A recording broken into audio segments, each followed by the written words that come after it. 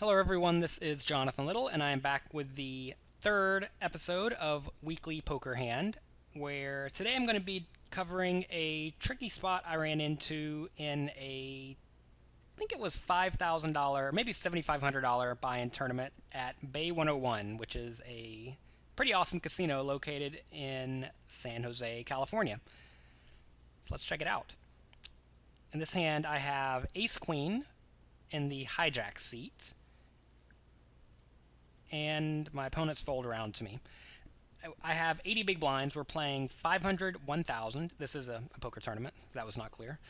I have 80,000 chips at 500, 1,000 in the hijack seat. So with ace queen offsuit, I have ace of clubs, queen of spades. I'm pretty much always going to raise, and I'm typically going to make it about 2,000 or 2,200 or 2,500, depending on everyone's stack size yet to act.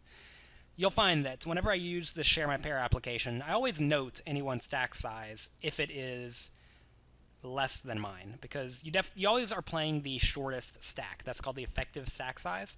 If I have a million chips and everybody else has 10,000, I'm only playing a 10,000 chip stack. I'm not playing a million chip stack at that point.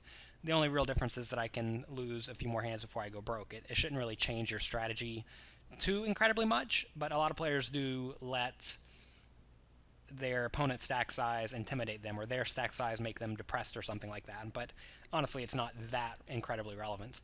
So anyways, ace queen, I'm certainly going to raise. I make it 2,200. The button calls, and a loose aggressive kid calls in the big blind. I don't know anything about the button as it is not listed. So I flop effectively the nuts. I have a flop of queen of clubs, seven of clubs, two of clubs. So I have top pair with the nut flush draw, which is extraordinarily strong. And the loose aggressive kid in the big blind checks, and I make a bet of 4,000. So at this point, I think this is a fairly standard bet size. With the antes, I believe the pot was 8,000 going to the flop, so I'm betting right around half pot. I'm certainly not trying to get away from this hand. If my opponent happens to have a flush or a set, I'm probably going to end up losing a lot of chips. But I definitely think I would need to bet. You'll find this is a spot where a lot of players like to slow play, and I really don't think it's that bad of a spot to slow play, because if you think about this, any card higher than a queen is not too bad besides exactly the king. And even then the king of clubs is fine. So there are only 3 overcards that could come that are actually not great for me, and even then there's no guarantee that they crush me. A club is certainly good. Any card lower than a queen probably isn't too bad, besides maybe a jack or a 10. Unless your opponent has exactly a pair, like pocket threes or something like that, and then say the 3 of diamonds peels. So this is not such a bad spot to slow play with a good but not amazing top pair hand. However, with about an 80 big blind stack, I'm trying to get money in the pot. If I had maybe 24,000 chips behind or something like that, I would strongly consider checking, because then it's going to be easy to get my stack in by the river. But in this scenario, I need to bet because my stack is just a little bit too deep. So I like to bet. The button folds, and the loose aggressive kid in the big blind check raises to 8,700. So go ahead and try to think about what that likely means, given that I have the ace of clubs and a queen. I feel like most of the time the opponent is going to have a flush. I do think a lot of good loose aggressive players are check raising the flop with a flush. Certainly he could have a set, sevens or twos. Queens is pretty unlikely. He could also have a lot of queens, like king of clubs, queen of diamonds, queen of diamonds, jack of clubs, stuff like that. He could also just have the naked ace of clubs. So the question is, will he get it all in with a queen? And obviously if he has any queen, I'm in fantastic shape. I don't think he's ever folding a flush. I don't think he's ever folding a set. So if he has a queen, what should I do? And I honestly do not know what the right play is, because I think if I raise, he's going to play pretty well, calling off mostly with very good draws and very good mate hands.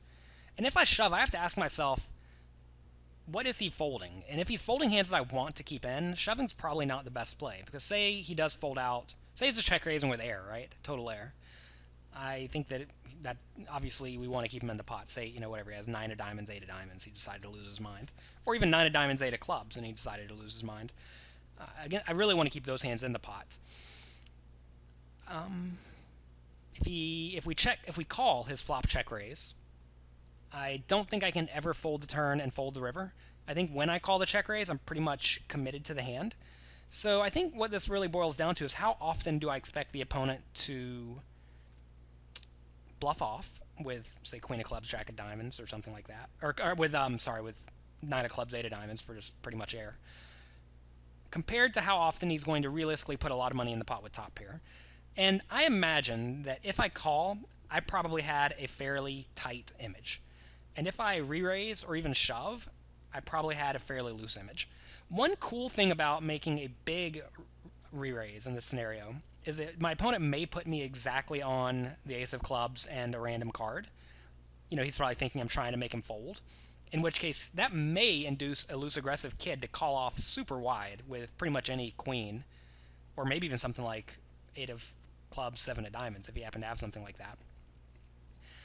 I don't think it would be a very good call, but you will find a lot of kids will level themselves into thinking, oh, this guy made a huge overshove. He must be trying to make me fold.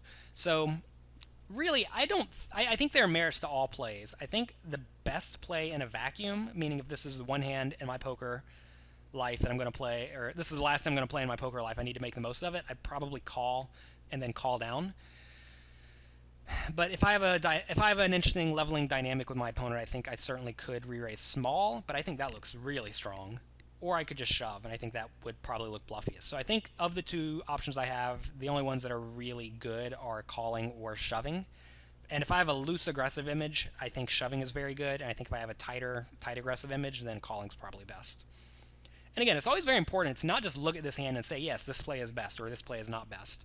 Sometimes that's going to be the case. But quite often, that's just not going to be the case. It depends a lot on your table image and how your opponent views you and how he thinks you're going to play various hands. Just thinking blatantly straightforward, like, oh, how do I play top pair in a flush draw when my opponent check raises? That's not going to be enough to make you into a very big winning poker player. You have to adjust based on every aspect of the hand. And, perhaps earlier in the day, I played a draw in an extraordinarily aggressive manner, or maybe I played it in a very tight manner, and then I have to think, how does my opponent expect me to play those hands in the future? And if you can figure those things out and guess what your opponent expects you to do with each particular part of your range, you're going to be able to make much better decisions that make things happen that you want to happen. Like, say, for example, my opponent thinks that I would slow play with a flush in this situation, or I would slow play / pot control with a queen, meaning I would call his check raise or even fold it. If he thinks I'm going to do that, then when I shove, he's going to think my shoving range is almost entirely bluffs or semi-bluffs. So, certainly relevant. Or if your opponent's just more of a straightforward player and thinks you'll only shove with a very good made hand and he'll fold out all of his good but not amazing hands like a queen, then shoving is pretty bad. So it really does depend. I think that you could certainly go either way in this situation. I do like to shove, and my opponent calls. So when he calls, I don't think I'm really happy, but if I did shove, which I did, that means that I probably had a fairly aggressive image at the time. And I thought my opponent would call off much wider than only sets and better. So he actually did have ace of hearts, queen of diamonds, and he called off. So I ended up getting it all in for a very large pot, drawing to the flush draw for a free roll. So I did not hit the free roll, but that's okay. If you can find yourself in this spot all day, every day, you'll make a ton of money. So I am not sure if I like the way I played the hand, but seeing that my opponent did call off with ace-queen, that makes me think he'd probably call off with king-queen and queen-jack possibly as well, and certainly would call off with king of clubs, queen of diamonds, and stuff like that. I like the way I played the hand. If my opponent somehow folded ace-queen or king-queen or something like that, I would be much more unhappy with how I played the hand, but seeing him call sort of justifies that shoving probably was the right play against this exact opponent at this exact time. So thank you very much for watching. I appreciate it. And if you have any questions or comments, definitely let me know.